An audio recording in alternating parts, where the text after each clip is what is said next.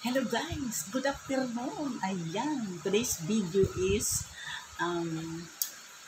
papakita ko lang sa inyo na ready-made na. Ayan, yung ginawa kong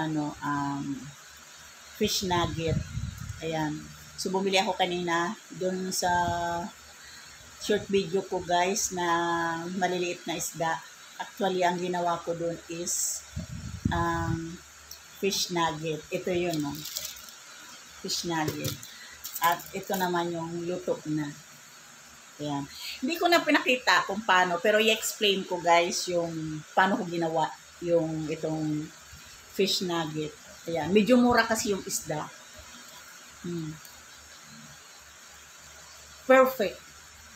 Napakasarap. Napakasarap guys. Nakita ninyo yung aliliit na isda. Ito na yun. Isasaw na lang natin to sa ano guys. Mayonnaise na may ketchup. Ayan. Ginawa ko dito guys, pinakulot muna natin yung isda na maliliit. Actually, isda lang na maliliit. Yung hindi na masyadong maluluto ba, mapiprito na ano, kasi sobrang maliliit ang talaga. So, tinanggalan natin siya ng tinik. Pakatanggal natin ng tinik guys. So, kailangan himay-himay talaga as in himay. So, nilagyan natin siya ng patatas at saka carrots. Pinakulo ko din yung carrots at saka patatas. Tsaka idinurog ko doon sa isda na hinimay-himay. So, sa kanilagyan ko ng itlog, harina, at saka paminta, sibuyas, bawang, mix. Konting seasoning or magic syrup. Yan. Shout out tayo dyan sa ano. Ganun ang gawin nyo guys sa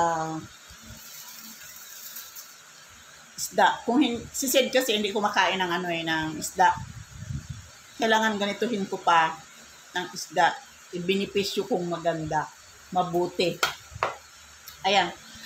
Marami ako nagawa. Ito kasi ito na yung niluto ko. Perfect, guys. Matigas siya eh. May siya eh. May... Pag na-mix nyo na dun, guys, lahat na ingredients, mix together na. Ganituhin nyo na lang, guys, o yung square nyo na ganyan. Bago ninyo pagulungin sa breadcrumbs. Tapos ilagay ninyo sa freezer. Ayan, ito naka-freezer na kaya matigas siya. Ayan, matigas siya. Sarap guys. Perfect talaga. Ayan, gawin nyo to sa mga anak ninyo hindi kumakain ng isda.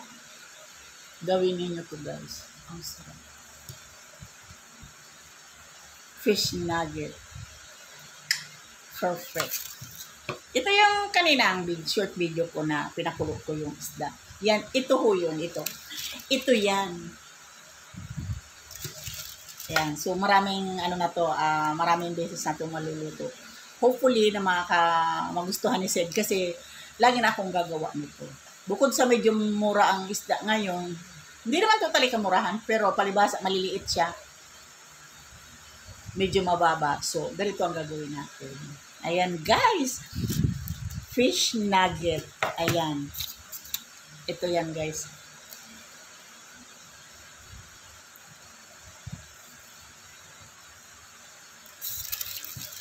Perfect.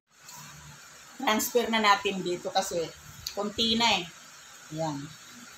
Para mailagay na natin sa freezer. Ayan.